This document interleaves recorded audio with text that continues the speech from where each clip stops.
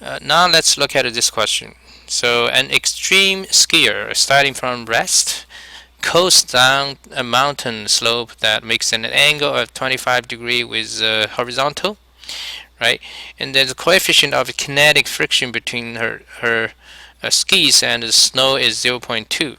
So there's frictional uh, on this slope, and then she coasts down at a distance of 10.4 meter right here, and before coming to the edge of a cliff. So this is a cliff, and then without slowing down, she skids off the cliff. So now she is in the air, and then lands downhill at a point, and whose vertical distance is 3.5 meter, right?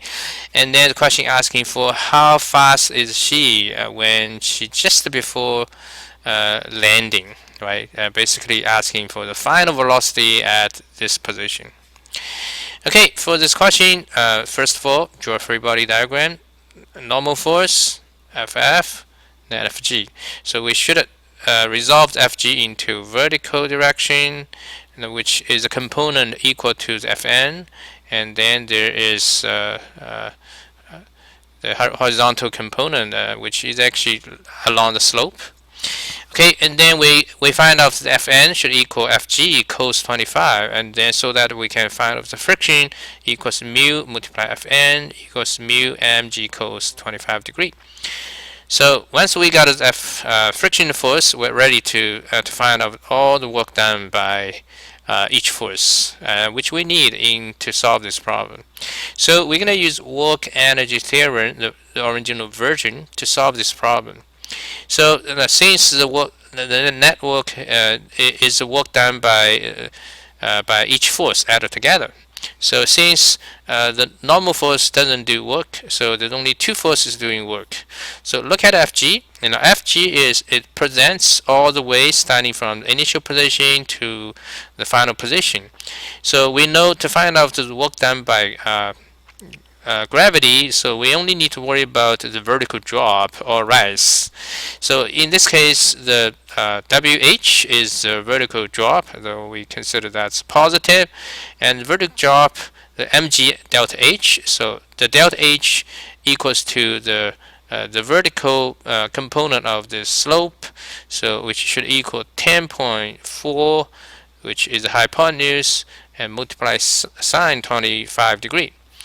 And then plus the other vertical section, which is shown in the graph, and that's the work done by the Fg, right? And then the work done by the frictional force is pretty easy because the force is constant. We can use this formula: friction multiply the displacement, and then the angle is 180 degree because the displacement is down the slope, friction is up the slope.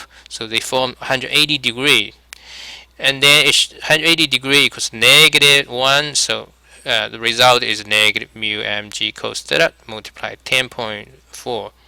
So we here already expanded the work energy theorem. So we should add this to work we calculated down here, and then equals to the change of the kinetic energy. Now since the skier starts from rest, so this term is gone. So that's why you see here there's only 1/2 mv final squared on the right side, and here we just substitute all the work done we calculated earlier. So put them together, and eventually you can cancel the m on both sides, and then isolate the v final, take square root, and plug in everything we calculated equals 10.9 meter per second. Okay, now this is the way we use the original version of work energy theorem.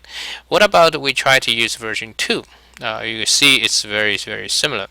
So for the version 2, we only have work done by non-conservative forces on the left side, and then it's delta Ke plus delta Gp on the right side. So, and then we already know there's only one force, non-conservative force, which is the friction doing work. So we put this here, and then this is final kinetic energy minus initial kinetic energy, which equals 0. This one equals 0. And then we have to use mgh final minus mgh initial. That's how you calculate delta GPE. And then now since we have to use the GPE, and then we have to set the landing position as a reference. Now actually any reference will do the job, but I would prefer always take the lower position of the initial and the final as the reference. So that means if you take that landing point as the reference, and then the GPE final is actually equals 0, right? So because H final equals 0, so this is gone.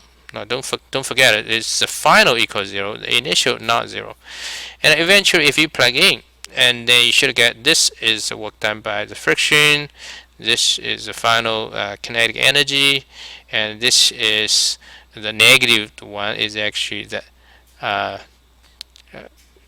so this is actually not negative, it's just subtract, and this is the initial potential energy. Now if you compare this one with this one, basically they are the same, right? You can see if you move this term to the other side, these two equations are exactly the same. Now that's actually consistent with the way we explain the connection between the version 1 and the version 2. Right?